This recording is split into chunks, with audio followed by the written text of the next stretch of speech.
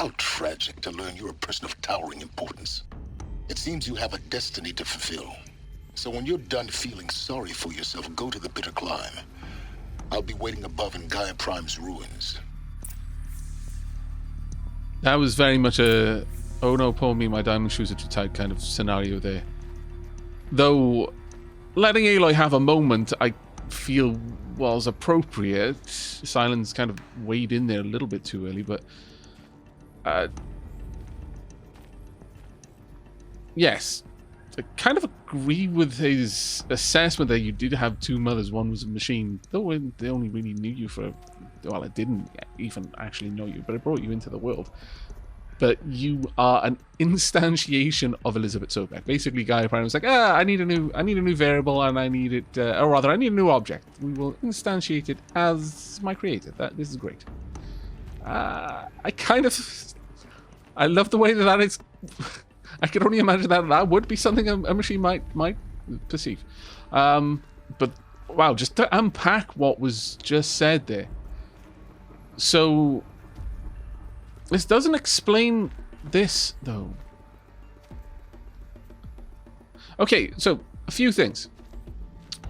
Gaia Prime said that data indicated that the tribal society outside the doors would nurture Aloy to maturity. All of this happened within microseconds, I assume. That would explain why all of the orders were received in the same minute. But... the tribe already existed. So this isn't some sort of crazy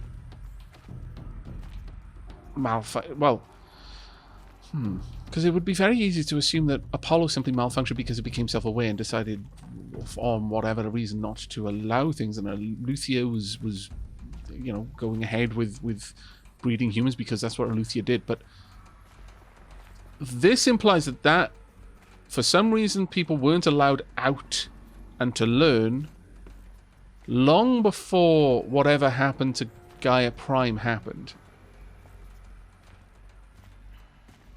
Because if you look at the dates, let's go back to that actually, because that'll give us a bit of an idea of exactly how long all of this has been going on. Where was it? Operational. Was it down here? Operations log. So, 700 years after. Near enough. That wasn't how long it took Gaia Prime to heal the planet. That was how long people had been on the planet.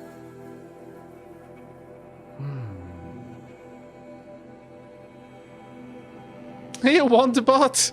How you doing, buddy? Sorry. I was in full unpacking loads of information mode there, and I completely missed the raid. Hello, everyone. How you all doing? This game has got so much to unpack.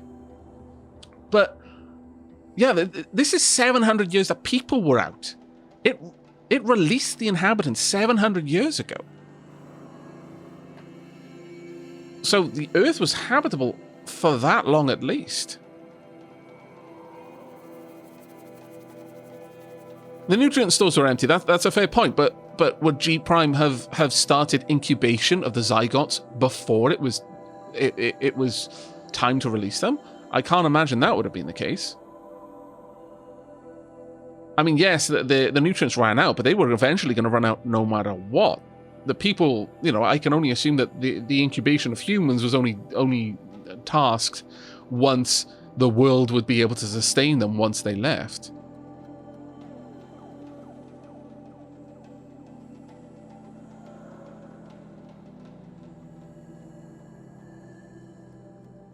But yeah, this is crazy. The amount of info dump we just had then, Wonderbot, was awesome, because so many theories and I was spinning around in my head. First and foremost, where was this transmission of unknown origin? What could have transmitted that? Because, you know, things have been operating normally for at least 700 years, more likely many more years than that.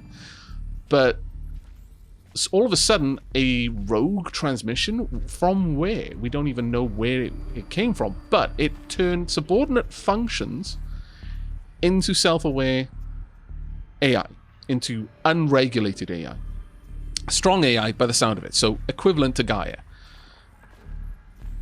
And so each AI went about its business the way that it was designed to. So, you know, you take a subordinate function who exists to undo creation, make it self-aware, what's it going to do? Well, probably do what it was designed to do, only now it's not listening to anything else. It just wants to undo creation. Aletheia would have wanted to keep making things or keep birthing things, I guess. But by that point, everything was birthed, I suppose. You've got, what was it? Hephaestus would keep making machines. I mean, you've got, what were the other ones? Well, Apollo would. Why wasn't Apollo? I wasn't paying enough attention. Can I open up the thing again? I want to see. Damn it! I wasn't looking enough at the ground. I was too overcome with all of the goosebumps and feels and craziness going on. As Gaia was basically saying, yeah, I'm gonna die, and it really sucks. I would have loved to have heard you again, but I know you'll save me. I should have been paying attention. Anyone in chat, did you notice whether or not the Apollo... well, I guess the Apollo AI at that point, did it look different to the others? Ah, Game Y. I want to watch my own VOD right now so bad. Is there any way that I can bring that back up? Is it? Yes, replay. Haha. Elizabeth. Ah. This message serves. Poop. I want to see it.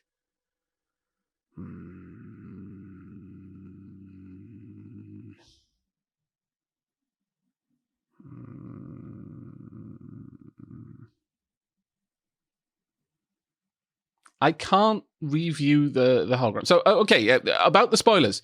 Don't tell me anything I didn't see, but I will simply go back and watch the VOD anyway. So, if you were watching and you saw, you know, did the Apollo AI look different to the other AI? I'm completely okay if you just say yes or no to that question. Don't go any further than that, but just the plain, honest answer to an honest question. Did the Apollo AI look different? Because I wasn't paying enough attention to pick that up. Yes, okay. Fascinating. So whatever was going on with Apollo was I don't know, shut down, malfunctioning.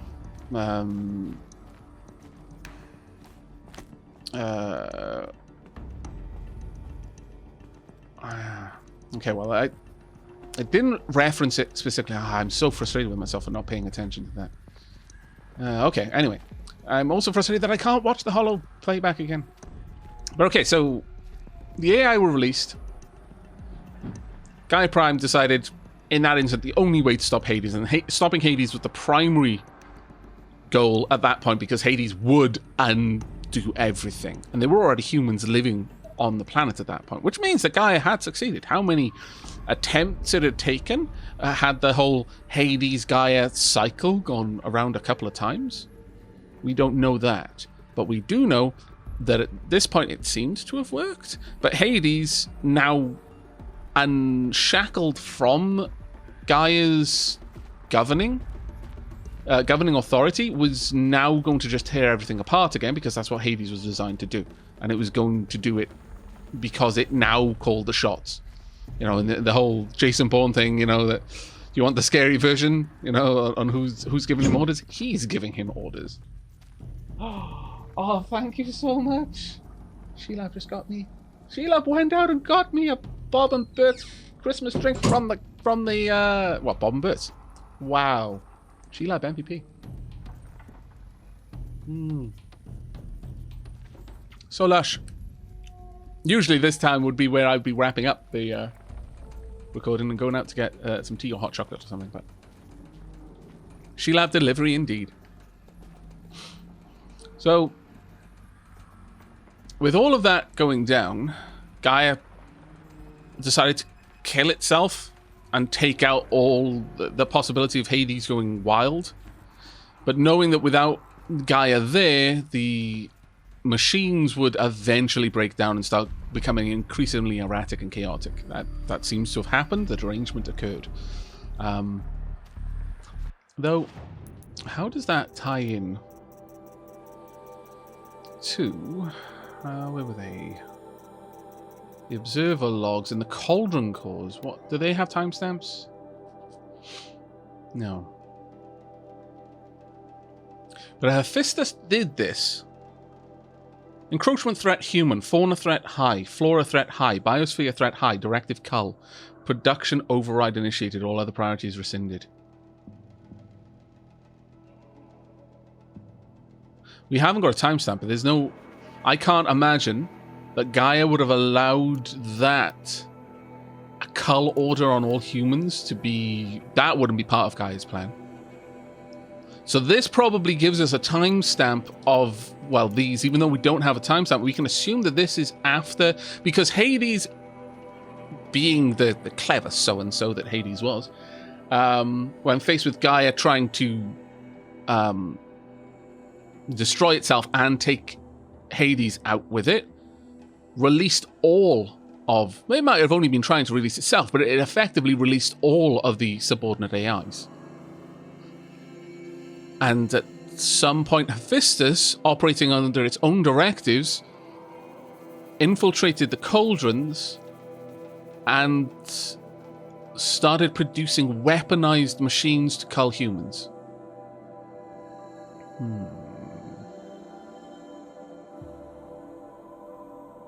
Oh, Eldliger, I'm sure all of the questions that I'm puzzling over now will be answered for me later on, but, you know, that's no fun. I enjoy being in the moment of Aloy's mind. How would she perceive this? Would she connect the dots as I'm connecting the dots?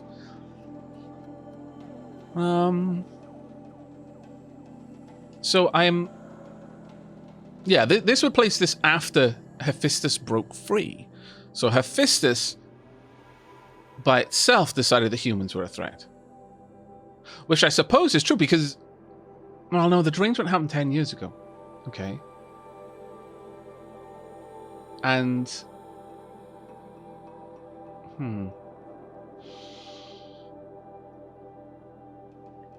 But before then, machines were hunted, but they were just very shy. They would flee rather than fight. Hephaestus was designed to solve problems, to build solutions to problems. What if Hephaestus... What if Gaia allowed the humans to hunt the machines, just built more machines to replace them? The humans were only killing a certain amount. Maybe they were killing too much. I mean, the crazy... the Red Raids happened after the machines started becoming more violent. There was a direct response to that. So what if Hephaestus... Why decide to attack humans at all? Did it perceive... well, I mean, if you are designed to find novel solutions to problems, would the destruction of the machines you're building to solve a problem be considered a problem? If so, what would be your resolution to solve that new problem? Whereas Gaia might have been willing to accept a certain amount of attrition on the machines because they could just build more, could just mine more, build more. It's fine, the humans aren't numerous enough to cause any significant damage to... Like, look at all of these threats. Encroachment threat. Humans are going into areas they shouldn't be. Fauna threat.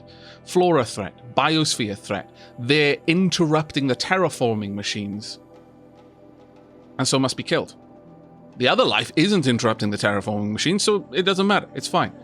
Humans were getting in the way of what Hephaestus was trying to achieve, so Hephaestus decided that humans were now a problem that it needed solved. The solution was to make increasingly more... Because they said that initially the machines just became more violent. They chased off, they fought back. But then you started seeing machines that didn't seem to have any place in the ecology. They were just They were like the Thunderjaw. That's not a machine that's there to help with terraforming. It's there to kill humans.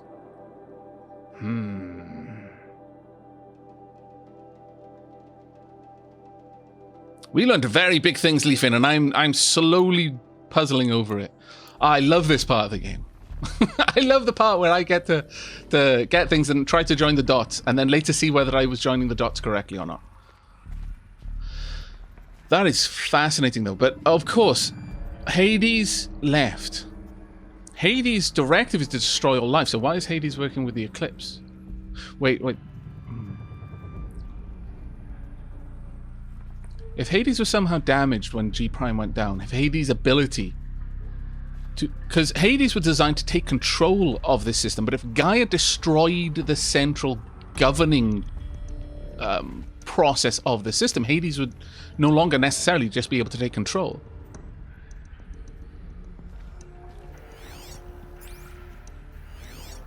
Oh, this is amazing. I'm enjoying this so much. Anything else to scan in here? Yes, there is. What was I scanning? What was I just scanning? There's something here that I was scanning. Where are you? Don't hide. Oh, there. Secure containment hatched. Oh. What?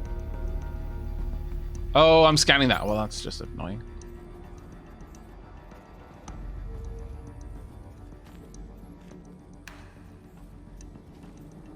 Yeah, specifically, Gaia said that the subordinate functions weren't AI, but that... See, the thing is, it's all about semantics, because most people use AI without distinction. There's strong AI and there's weak AI. A weak AI is basically predictive text on your phone. Weak AI is your fridge trying to order you milk because it can see it's low. It's not thinking about it in any great capacity. It's got a very narrow set of parameters that it's working off, and it has no agency. It's not making decisions. It hasn't decided to get you milk because you're running out of milk because it thinks you need milk. It's ordering milk because you told it to order milk when you ran out of milk. And that's it. Whereas a strong AI would be deciding its own things. It might not order you milk. It would be like, no, you're lactose intolerant, you idiot. Why should I give you milk? Oh my god. Humans are so dumb. That's an example of strong AI. And from what I understand, Gaia was strong AI. Gaia had agency. It was making its own decisions and deciding what it should pursue. The subordinate functions were what I would call weak AI. Still AI in that sense, but they had no agency. They weren't setting their own directives. But now all of a sudden they were. They were completely unshackled.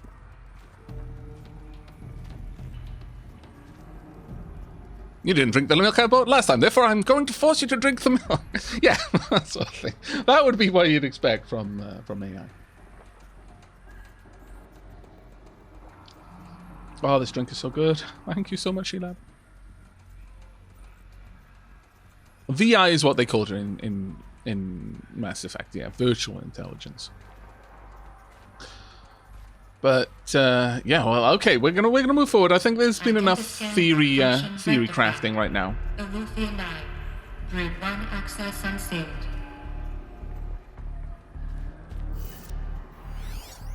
Okay, no, that's still sealed. This is awesome though. The everything going on in this is so cool.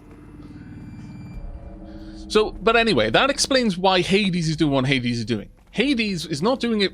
Well, actually, we don't know. Well, okay, this is my working theory, but I don't have full evidence to support this. This is just a working theory. Hades was designed... As a subordinate function, Hades would only activate in the event that Hades had to break everything down again because something went wrong. But when given self-awareness, when given agency to set its own goals and that sort of thing, it no longer needed permission to do this. It just did what it was designed to do. Its purpose and everything that it was built around, its nature, if you will, was destructive. So when it was taken off the reins, it wanted to destroy. That would explain why Hades is active now, when it does seem like Gaia was on the ball, that Gaia had actually managed to fix everything. Why suddenly Hades would be like, nah, I want to pull everything apart. Thank you, but no. Can I not jump across? Do I have to jump across that way? Maybe I do. Whoop! There we go. I would kind of like to go down, though. Is there anything down there? Maybe there isn't. Oh, okay, okay. Yeah, the game is very... oh, no, there we go. Aha! I'm down here. Secrets? Any secrets? Man, no secrets. I am quite sad.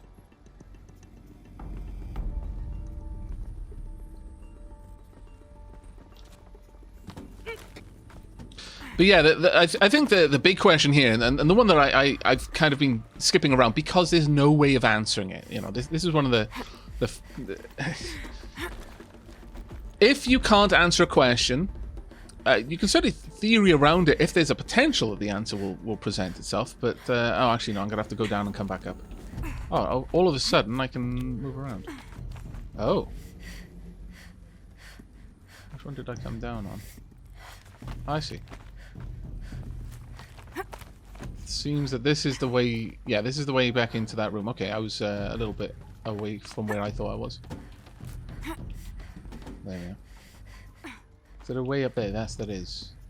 Is there anything up there that I want to get to? I don't know, but I want to get up there to see. Which means... Oh no, there's... I thought those are handholds, but it doesn't look like they are. Okay, I just need to go across then. But, yeah, this signal of unknown origin. Why? Not just what, but why? Why does this signal get transmitted to G Prime? Who sent it? What sent it? Was it perhaps some sort of... Okay, a completely out of nowhere theory. It could be one of the Pharaoh machines that hadn't been shut down.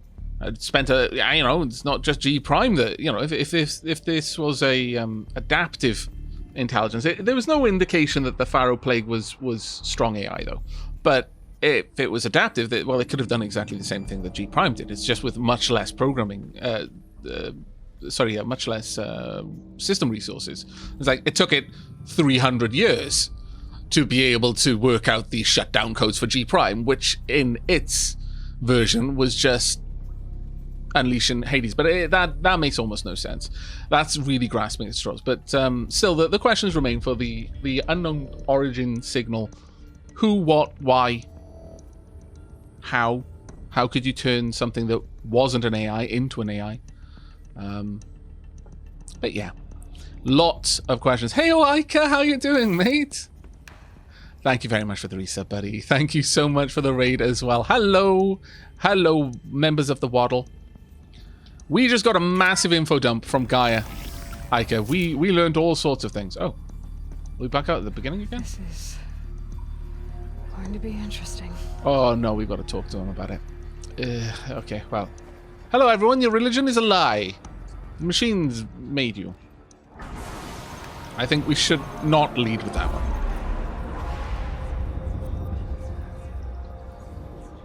Likewise, we shouldn't come out here and like, I am the Messiah. As much as that, there would be a genuine temptation just to see how Landra reacted. But... Aloy, forgive. Forgive! The goddess spoke to you? She did. What did she say? That I was born to lift a curse, to kill a metal demon. How, Aloy? How? I don't know yet. But she told me where to go to find out. And you will do this? It was her wish. What she made me for. Yes, I will do it. That was quite compassionate of her. All praise Aloy, anointed of the Nora! All praise Aloy, anointed of the Nora! Up! All praise Aloy, anointed of the Nora! First you shun me, now this? I will not be worshipped. I'm not your anointed. I don't belong to you. There's a whole world beyond your borders, whole tribes of people just as good as you. And it is all in danger. It's a world worth fighting for. Not just here, everywhere. How can we help? That was powerful. If you can fight, and you're willing, go to Meridian and wait for me there. As Aloy says, so it shall be. Nora! Make way for Aloy, that she may forge the path for others to follow. Oh, you don't get off that easy. I've got questions for you. Well, apparently you do get off that easy. Damn it, game.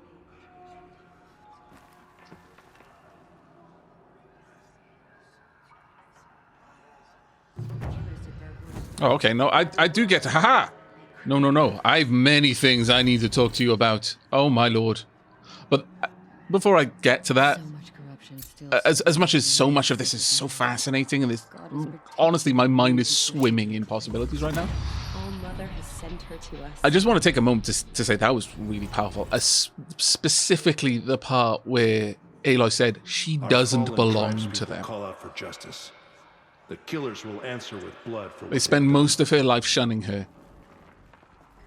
And now they discover that she's important, so all of a sudden she's Aloy of the Nora. No, they didn't earn that. That was amazing. Hey, Kilgore, how you doing, buddy? You joined at an interesting time. Alright. Okay, can I talk to you? Aloy, how kind of you to spend a moment with me before you depart. There can be no doubt now. You are a blessing made flesh, the will of the goddess incarnate. It's really not that simple, Tirsa.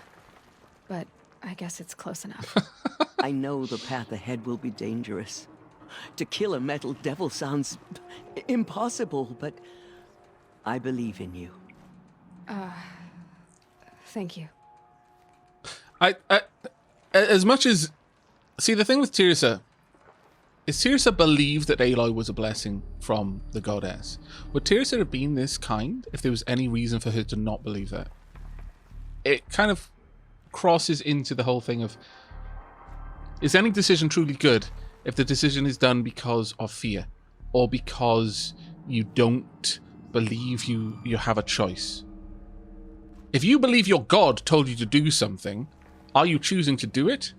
Or are you just playing the odds? Basically, if that act happens to be good, are you doing it because it's a good act or because your god told you to do it? Are you being a good person or are you being an obedient person? It's an interesting question, but for what it's worth, you know, regardless of the drive, Tirsa was the only of the matriarchs that was kind to Aloy, and Tirsa has set herself apart from the other high matriarchs in that she was the one to force the lifting of the taboo and getting everyone inside. So of all of the high matriarchs, Tirsa does have we have a reason not to be callous towards her, at the very least. Thank you very much, Canty, for the bits there. It was very kind of you. Lurk mode activated. Enjoy, mate. Enjoy. But okay.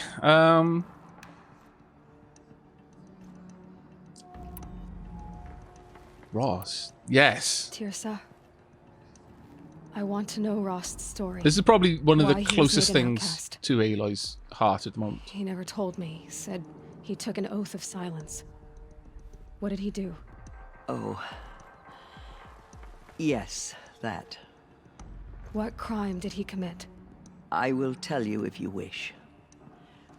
But it is a long story. Are you sure you want to hear it now? Kind of, yeah, actually.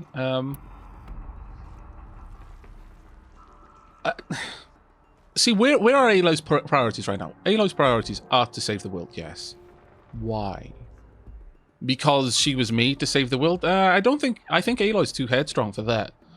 In fact, I think on some level, if that was the only reason, Aloy might actually be like, nah, let the world burn. I didn't ask to be made. I have no mother. What a horrible existence to just be made like some sort of tool.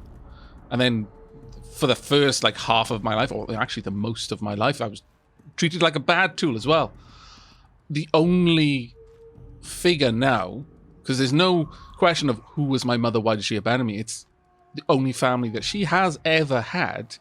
I mean, this was true before, but there was the possibility that there was a reason why her mother abandoned her that was justifiable on some level, or at least knowing about it. But genuinely, at this point, the only family she's ever had is Rost. So that would probably become a guiding drive. Rost wanted her to protect the tribe. Rost hoped that she would become part of the world. The things he tried to teach her, the strength to stand alone is the strength to make a stand.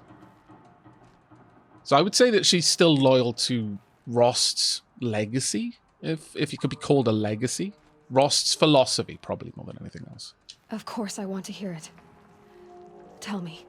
Rost never committed any crime. Why was he? He was an outcast by choice. By choice? What? What do you mean? Many years ago, before the derangement, before the Red Raids, a band of murderous outlanders, 12 in number, struck without warning. At Mother's Vigil, they took hostages, and then pressed on, headed for Devil's Thirst. Okay, Mother's Vigil. Mother's Vigil? Where's that? You would know it as the Forsaken Village, near the Karja border. But at the time, many families lived there. Rost's was one of them. His mate was killed fighting the Outlanders, and his daughter was among those taken hostage. His daughter? What was her name? Alana. She was just 6 years old. Did the Nora go after the Outlanders? Nora Braves couldn't stop 12 Outlanders? Or rescue the hostages? It was quite impossible. We outnumbered them, but every time a Brave came within bowshot, the Outlanders killed a hostage. What did they come here to do? That was never discovered. We couldn't track closely enough to observe them. We know they camped beyond Devil's Thirst for 2 days. There were reports of strange noises. Okay. And then, as suddenly as they came, the Outlanders made their way back to the border. What were they looking for? And disappeared. What of Rost's daughter? What happened to Rost's daughter? She was killed? Rost was one of the Braves who tracked the Outlanders, keeping his distance. There were 6 hostages still alive when they reached the border. Alana among them. Rather than release them, the Outlanders slit their throats and left the corpses just across the border, mocking us. Why? Cruelty. They knew the faithful Nora would not leave the sacred land to collect the bodies, let alone pursue them. Wow. They thought themselves safe from our vengeance.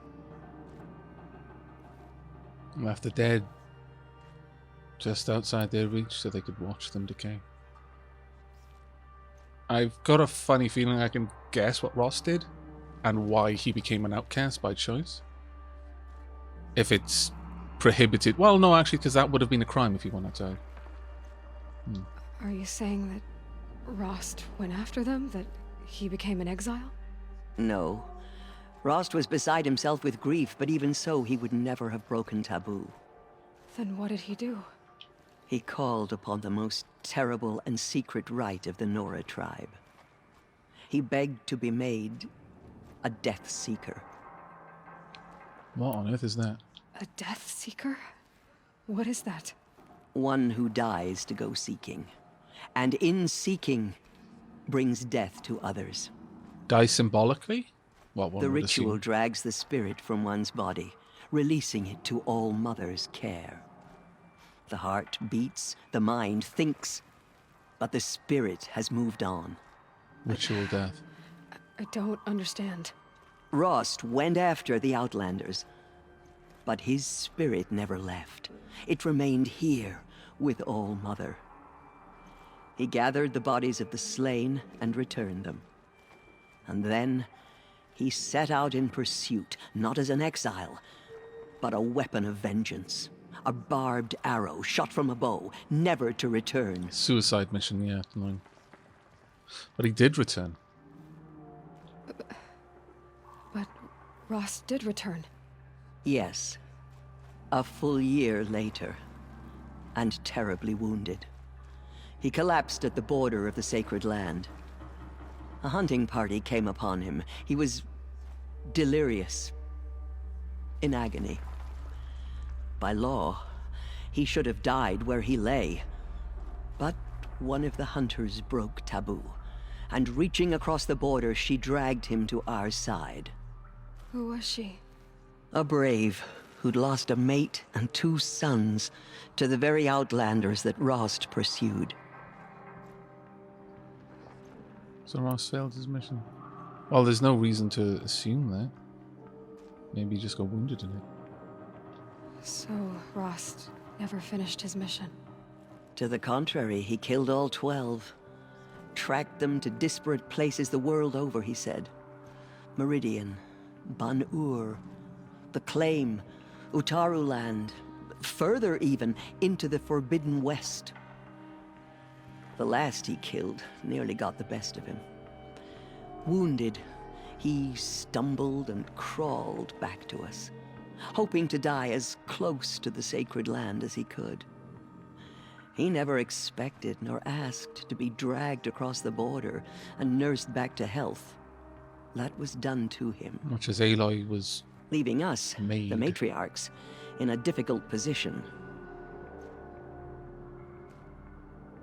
Well, I'm assuming he was made an outcast because he was effectively within their society a zombie, a body without a soul. Why couldn't you just welcome him back? Rost had been made a death seeker, Aloy. He no longer had any place among the tribe. By law, he should have been driven back out. But we couldn't bring ourselves to do that, so we offered a compromise. You made him an outcast. Yes. We offered to do so on the condition he never speak to anyone of this exception. After all he did, all he suffered, to be declared an outcast was his reward. I imagine he Rost saw it was as a reward. overjoyed. He never expected to live another day in the sacred land, let alone the embrace, so close to the goddess. He resolved to spend the rest of his days in solitude, and was happy to do so. Yeah, I mean, from what little we know of Ross, that doesn't surprise me. You know, if he was set out to kill the people who'd killed his daughter and his mate and the others of the tribe, and had resolved that that was it, genuinely believed, because he was a very his faith in this religion was very strong. He likely believed himself dead, and that he shouldn't be back in the sacred land. So to be offered that, even at the price of being an outcast, would have been more than he probably thought he deserved.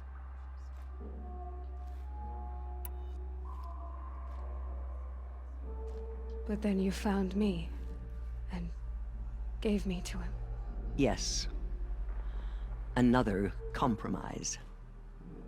The matriarchs feared you, and would not let you be raised by the So you tribe. give it to someone who lost his daughter. And so we turned to Rost. I kind of feel that was a bit of a I knew that he would take care shitty of move.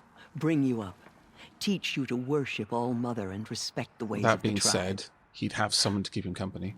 He certainly tried anyway.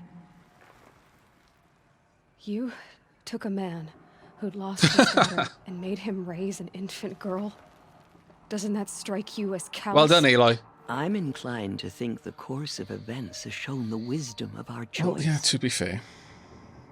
And I'm quite certain that from the moment he laid eyes on you, he saw you as a gift, and never a burden. Also kind of, to be fair. All right, Tirza, that's quite a story. Wow. Rost had a lot more going on there. I wonder what happened to the Brave that pulled him back across the border, though, because they would have effectively broken the law as well, and I suppose they would have made themselves an outcast by doing it, since that seems to be about the only punishment the Nora have.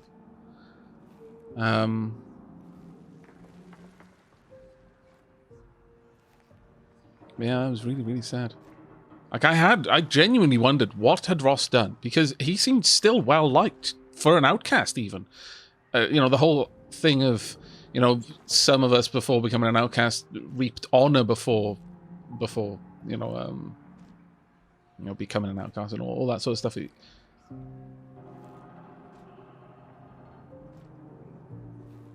So there's still more to it, but I don't know. I kind of like that. I like that Rost's story didn't have a traditionally happy ending. To Rost, it was a happy ending. But so I imagine a lot of people watching this right now, that sounds like, oh wow, you know, did all of that and then got basically sand kicked in his face after it as well, and you know, decried as an outcast and hated by all of the people he literally sacrificed his life for. But it doesn't really matter what they thought, it's what Rost thought and how Rost felt about it all. The Nora have suffered terrible losses, Tirza. What's to become of them now? That will be for the goddess to decide. Only she knows the future. For the moment, my sister matriarchs and I will see to the wounded. The music is really good and as well. And as I promised, anyone who wishes to join you at Meridian, we will declare seekers. So they can come back. I think for the time being, we should remain here in the mountain, close to the goddess. That might be best. If nothing else, it's a defensible position. Hey, Apparent Jade. I just noticed you there. But wow. Oof. That was a heavy story. To move on. I thank you for doing what you could to help me through the years, and for telling me Rost's story. I wish I could have done more, but I am just one woman. As am I. No need to sell ourselves short. Oh, I like that. Thank you, Aloy. I will pray for you. Okay. I guess it can't hurt.